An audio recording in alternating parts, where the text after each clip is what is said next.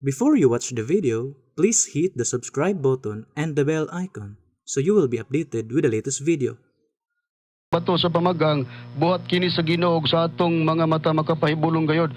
So sa pagsaysay ni Kristo Na wala ba ka mo makabasa sa kasulatan, no? nga Na kining bato nga sa mga magtutukod doon na day magtutukod ba doon, no?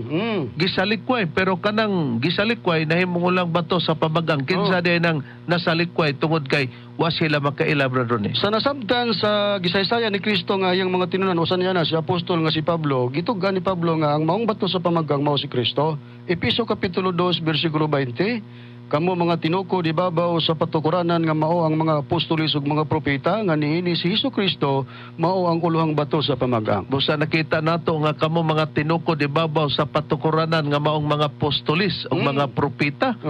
Nini daw si Hesukristo nahimong uluhang bato sa pamagang. Si Kristo ang katumanan niya na mga mahal mong tigpaminaw.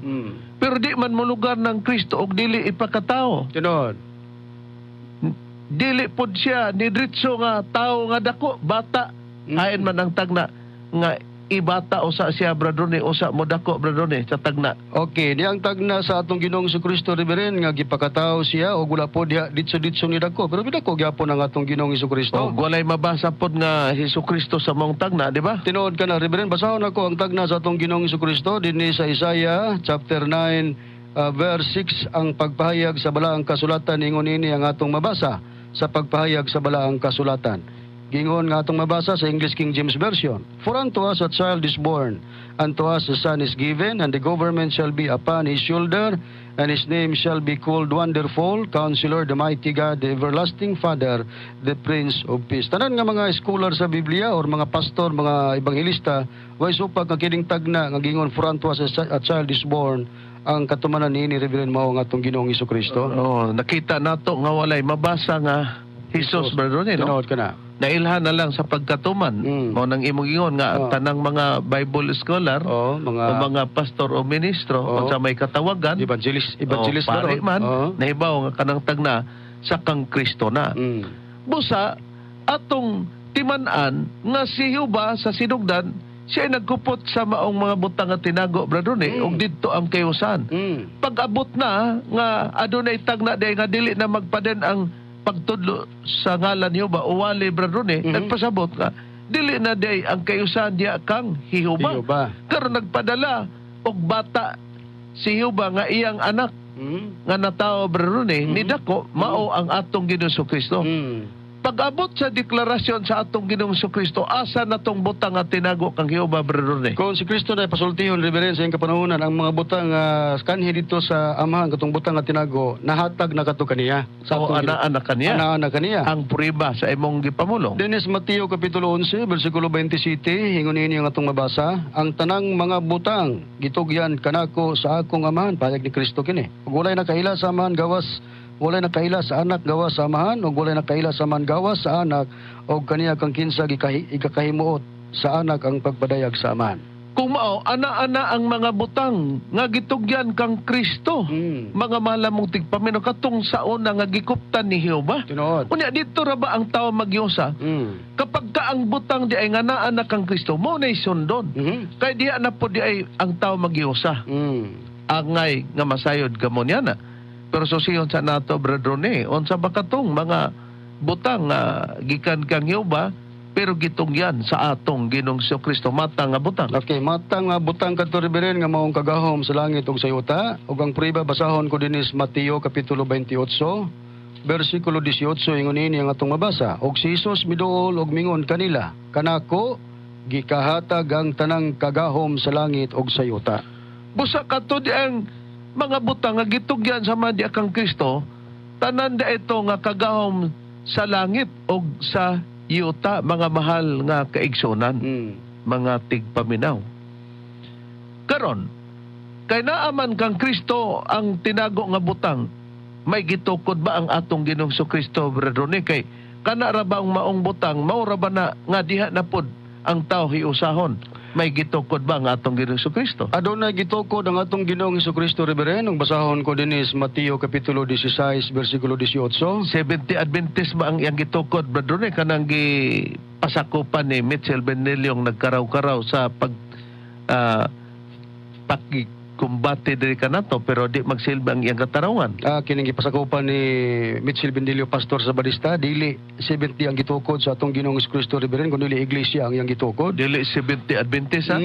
Basahon ko lang ang prueba din sa Mateo 16:18. Og sultihan ko ikaw nga ikaw mao si Pedro, og sa ibabaw nining bato pagatukuron ko ang akong iglesia, ug ang tanang gahom sa kamatayon dili gayud makabuntog. Na kining iglesia nga gitukod ni Kristo, kung mawali ni sila, tawagon ni sila og iglesia ni Kristo sumala sa Roma 16:16. Pagpangumustahay kamo ang usa sa usa pinagi sa balaan nga halok, ang tanang mga iglesia ni Kristo nang umusta kaninyo. Karon, iglesia di ang gitukod ni Kristo. Tungod kay si Kristo mao man ang nagkupot sa tanang mga butang, katong iglesia gitawag og iglesia ni Kristo.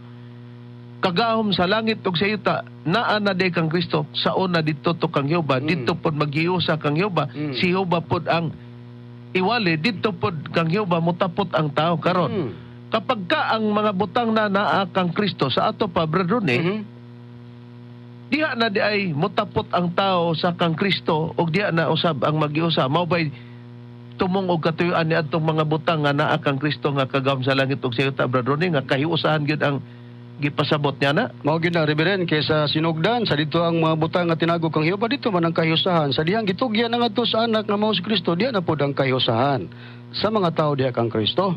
Sa sulat ni Pablo sa Episo Kapitulo 1, versikulo 9 ug 10, ingon niya ang atong mabasa.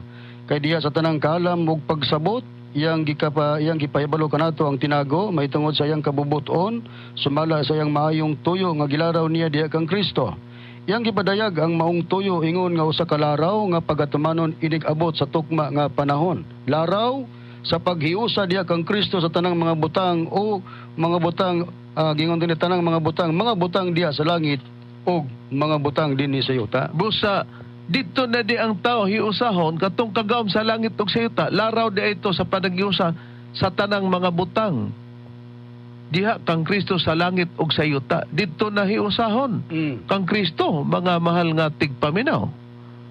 Ug tungod kay diha naman kang Kristo ang kayusan, simpre kay naaman ang maong mga butang, si Kristo na usab ang sentro o principal nga ilang giwali sa ikaduhang hugna nga panahon, dili ang Espiritu Santo, dili na pod si Jehova. Pero bantayan nato nga sa sinugdan naa na ang Espiritu Santo, ang Amahan ug ang Kristo sa Henesis 1:26 sa Amplified Bible. Unsay prueba, Brother Ronnie, nga ang wali na pod nga sentro sa paghiusa dili na o dili Jehova, dili pod Espiritu Santo. Okay, diyang prueba, Reverend, basahon ko sa pahayag ni Pablo sa Colosas Kapitulo 1, versikulo 27-28. Gibutan sa Dios ang pagpailang adto kanila sa kadako gayod sa mga kadagaya sa himaya sa maong tinago alang sa mga hintil, ang tinago nga si Kristo anaa kaninyo ang paglaom alang sa himaya. Siya, si Kristo, bao ang among ginasangyaw sa among pagpanambag sa tanang mga tao o sa among pagpanudlo sa tanang mga tao diya sa tanang kaalam, aron among ikapatubang silang tanan ingon nga mga hingko diya kang Kristo. Busa si Kristo na ang giwali para mahiusa diya sa iglesia, mga mahal lamong tigpaminaw. Di nilusot na ang ikaduhang hugna nga panahon. Pero ang pangutana, sa tagna palang daan, mga mahal lamong tigpaminaw sa bato sa pamagang, kadtong mutuo dili magadali. May pasiuna na nga, dili di ita ipaghinayak kay basig dunay puli, di na hinunta kaadto sa puli kang Kristo. Nakaron, ang pangutana, magmugna ba pod og ikatulong panahon, Brother Ronnie, para sa kayusan o dili? Magmugna og ikatulong panahon. Timan anta nga ang katarungan ni Brother Ronnie, mga mahal lamong tigpaminaw, magmugna na pog ikatulong hugna nga panahon sa paghiusa, pero timan-an nato sa paghiusa kang Jehova nga gikat-op na ang paghiusa daan nagipasidan-an nga walaon ang wali nga Jehova. Nasa ato pa kay ang tumong para dito na pod kang Kristo.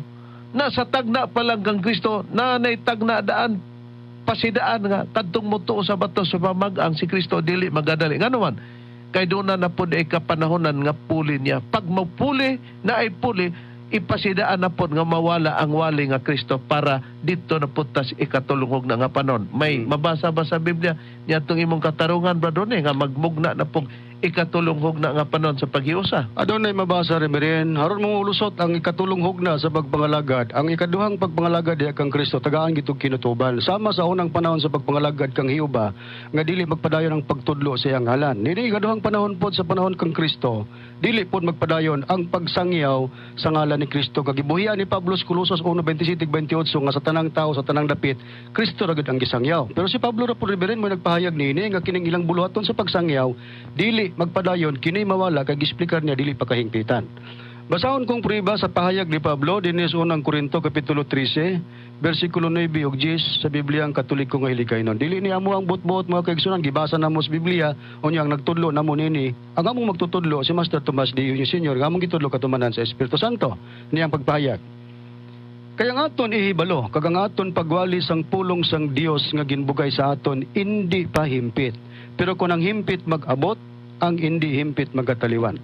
Timananta si Pablo nag-mention siya nga matud pa doon na sila kahibalo, doon na po sila giwali nga pulong sang Dios, pero matud pa niya, dili hingpit ug kutoy mawala inig abot sa kahingpitan.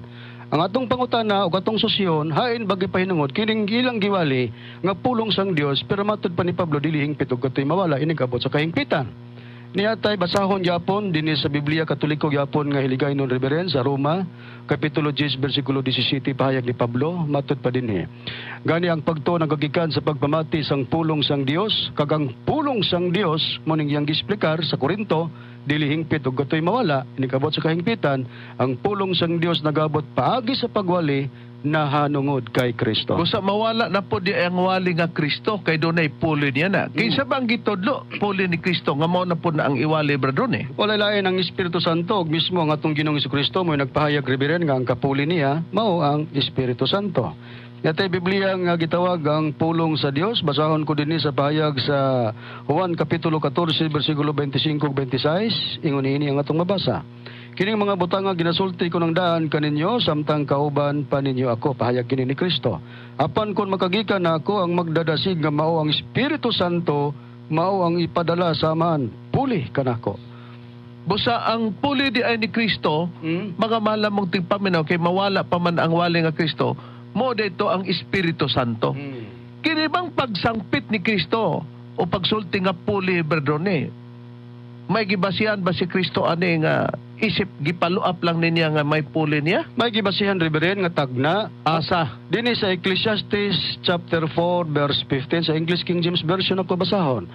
I considered all the living which walk under the sun with the second child that shall stand up in his stead. Kasi ato pa, nakita ko ang tanang mga buhi nga nagalakaw ilalom sa adlaw nga sila nakauban sa ikaduhang bata nga mitindog puli kaniya. Nagisgot og second child, nga kining second child Reverend sa pagulagway sa maong tagna mutindog kini og mupuli nga sa ato pong nabasa sa Biblia gipahayag sa atong Ginoong Jesucristo nga doon na siya kapuli nga ang kapuli niya mao ang Espiritu Santo. Okay, di man po magisgot og second og way first. Sino kana maguna gid ang first. Ang first nga nigula katong sa Noy Visayas Sa gibasa ta kaganina sa English King James Version nga for unto us a child is born. nga natuman sa atong Ginoong Jesucristo, pero doon na pa di ay bata nga mupuli niya og wala ang gitudlo, Brother Ronnie, ang Espiritu Santo. Busa kanang bata mudako po na pero dili abilidad nga kung magtag na ibutang ang ngalan. Kana. Busa walay lain mo kanang Espiritu Santo mga malamong tigpaminaw di pagkatuman na niya na may mga tao po dayon nga muwali sa Espiritu Santo. May tagna ba, Brother Ronnie? Nga natuman kinidiri ka nato. Okay, dunay tagna pero sa mong tagna wala gibutang ang atong mga pangalan kay tagna man lagi. So kita lang mo'y nag-angkon ni kita may katumanan. Unang Pedro 1:12 Reverend, ang tagna sa mga taong gihimong kasangkapan ingon ini ang atong mabasa. Ug kanila gipadayag nga dili sa ilang kaugalingon kundi kaninyo na nagalagad sila diha sa mga butang nga karon gikapahibalo na kaninyo pinagi sa mga tao nga nagawali sa mayong balita pinagi sa Espiritu Santo nga pinadalagikan sa langit mga butang niini ang mga manulunda ng andoy sa pagsudong. Busa na mga taong magwali na sa Espiritu Santo, mga malamong tigpaminaw, natuman sa pagtulon ang pibisim. Nga naman, okay, ikatulong hugna naman. Unang hugna, ang ngalan, sa kang Hiuba, Israel ang ngalan. Sumala sa iyang katawan sa ikaduhang Samuel CTG kama 24, unang hari 18:31. Pag-abot nga nakat-up tong kahiusahan kay diha na pod sa plano sa ikaduhang na panon diha kang Kristo ng kahiusahan. Iglesia ni Kristo diri naman pod sa Espiritu Santo mo ng PBCM na karon kay ang kahiusahan diha kang Kristo nga na-develop gumikan man tos maong mga butang. Katubang mga butang diha kang Kristo nagpabilin ba to niya Bradone para ang giusa diha na pod sa Espiritu Santo? Wala magpamilin kang Kristo ang mga butang, Reverend, gikuha kadto sa Espiritu Santo para diha na pod ang tao maghiusa. Asa ang prueba sa imong gisulti? Niya sa Juan Kapitulo 16, versikulo 13 ngadto sa 15, ingon ini, inigabot sa Espiritu sa kamatuoran, kini siya maong magatultol kaninyo ngadto sa tibok nga kamatuoran. Kay siya dili magasulti sa iyang kinagawlingong pagbulutan, hinunuha ang iyang madungog maong iyang igasulti og ang mga butang nga umulabot iyang igatugan kaninyo. Siya magapasidungog kanako Katong Espiritu sa kamaturan. kay siya magakuha man sa mga butang nga niya kanako Katong Espiritu sa kamaturan may magakuha sa mga butang. og iyang igasugilon kini kaninyo. Ang tanan nga ginahuptan sa amahan kini ako matud pa ni Kristo, mao man gani nga gingon ko nga siya ang Espiritu sa kamaturan nga mo ng Espiritu Santo magakuha sa mga butang nga aniya kanako og iyang igasugilon kini kaninyo. Busa ang kiusahan sa panon kang Hiuba nga tinago nga butang dito niya pagkagitugyan ni Kristo ang mga butang dito na kaniya ang kiusahan tinuod. ug ang pagwalipod. Pagabot nga gikuha na sa Espiritu Santo ang kiusahan mga mahal na mong tigpaminaw diri na po sa Espiritu Santo sa PBCM. Pero katong imong gibasa Bradone, Okay. ang Espiritu sa kamaturan sa Juan 16:13 Bradone, kadabay Espiritu Santo gyud sa ubang hubad sa Biblia para pagpatinaw niya na Bradone? Espiritu Santo gid Reverend, basahon ako ang Biblia ngang pulong sa Dios sa katong Juan, balikan ko pagbasa ang Juan 16:13-15, ingon ini atong mabasa, apan kun moabot na ang Espiritu Santo nga mao ang magatudlo sa kamatuoran. Sag diha lang klaro na kayo. Oo. Espiritu Santo Nga magatudlo sa kamatuoran. unya gingon din tudloan niya kamo sa tanan mga kamatuoran ang iyang itudlo kanyo dili gikan kaniya kun dili kun unsa ang iyang nadungog mao kana ang iyang igisulti kaninyo, isulti usab niya kaninyo kun unsa ang manghitabo sa umabot. Pasidunggan niya ako tungod kay ipasabot niya kaninyo ang akong mga gipanudlo og gipangbuhat. Oh. Sa ato pa ang Espiritu Santo na may mutudlo mga mahal mong tigpaminaw sa mga butang nga ipahinomdom niya nga katong butang sa una di kang Kristo didto magyusa pero karon kay kuhaon naman niya di na pud ang kayusahan. Busa mo kini ang kasiguruhan nato mga mahal mong tigpaminaw ang mga ministro sa BCM wala magbinula pagsulti Tinuod. kundi gipasikad gipasibo lamang sa mga nakasulat sa Biblia nga mao kini ang plano sa Dios sa pag-alagad nato sa ikatulunghog na nga panon diri na sa sulod sa pagtulod ng PBCM nga nagawali sa maayong balita tag-iya sa pagwali sa Espiritu Santo. Miabot na naman ang oras among gihangyo nga inyo kaming sundan sunod pa nga pagtuon nato aron makuha pa nato ang kamaturan o kung nakasabot kita may sama na unta kana kanamo sa dili pa moabot ang adlaw sa paghukom. Kini ang inyong alagad, Evangelista Reverend Charlie Uenyo sa ngalan sa among magtutudlo Master Tomas din Senior ug sa ngalan sab sa kauban pa nga Evangelista o Ministro. O kiniusab ang inyong igsoon Evangelista, Brother Juan Ronilo Mangalos, kami mingon hangtod sa sunod higayon sa samang takna ug samang istasyon. Daghang salamat sa inyong pagpaminaw.